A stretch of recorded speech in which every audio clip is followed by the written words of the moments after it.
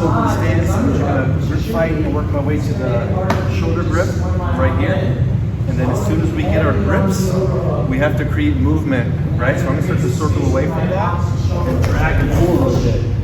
Now everything is gonna be based off where my foot and his foot land together, right? So right now, his foot's kind of more towards the center. So I might do one more, so I'm on the outside, and now I pull, do an inside foot sweep, boom, and go to knee on the belly. So in that moment, my foot's to the outside it is, I know what I'm doing there, right? If my foot is to the inside, like this, I'm gonna hook sweep. So once I go in, bang, I start to drag and move. It's my outside or my inside. It's going to be based how he follows me sometimes, right?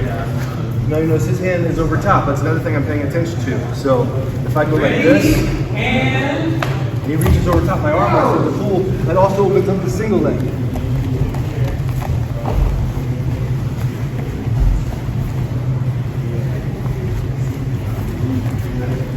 So I'm always kind of initiating with this grip,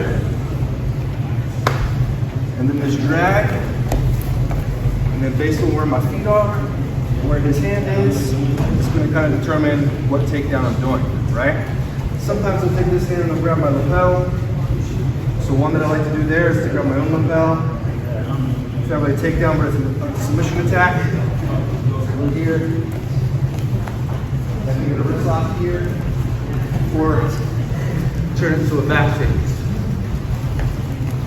So I'll go for that when they grab my lapel.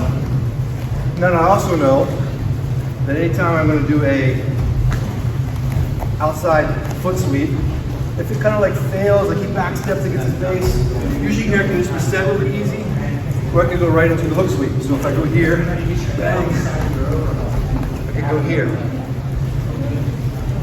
I know when I go for a hook sweep, and he steps back, I can go for the sweep here. Your head on the side of your overhook. I know when I go for a single leg, so if he goes over my arm, and I go for the single, if he hops into what he goes here, I go for the far knee pinch. Right? So it's like the system has 4 dominant lines based on what he does off my initial grips. And then those chains, they'll go down into their own chains of attack, right? So every time I practice, that's what I practice. Just get better and better and better and better at that. So that I'm over here and I'm like, oh, there's the open stance. I'm gonna do this every single time, right? And nothing's really gonna stop me from doing that.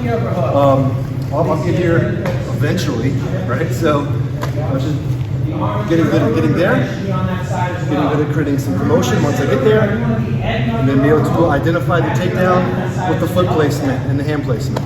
And when you're practicing it like that all the time, that's not hard to do. It comes natural, right? So then it's like, what do I do when it's a closed stance? What's my system for that, right? So having a good system for an open stance and a good system for a closed stance. Your system should have, I would start with 3. So 3 attacks. So my top 3 are always these ones. 1,